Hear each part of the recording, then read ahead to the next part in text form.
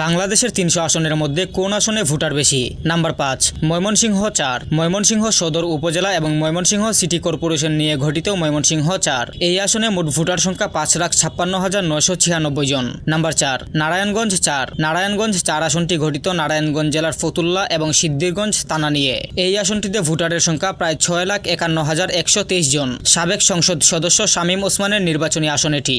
Number ৩, Gazipur ১। গাজীপুরের কালিয়াকৈর উপজেলা এবং সিটি কর্পোরেশনের ১ থেকে ১৮ নং ওয়ার্ড নিয়ে গঠিত গাজীপুর ১।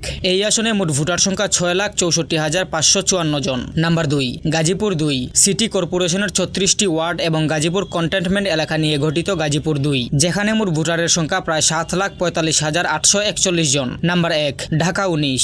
বাংলাদেশের সবচেয়ে বেশি ভোটারের অবস্থান এই আসনটিতে। সাভার উপজেলার আশুলিয়া, বিরুলিয়া, শিমুলিয়া ইউনিয়ন সহ সাভার ইউনিয়ন ও সাভার পৌরসভা নিয়ে গঠিত ঢাকা ১৯। এই আসনে ভোটার প্রায় ৭,৪৭,৩০১ জন।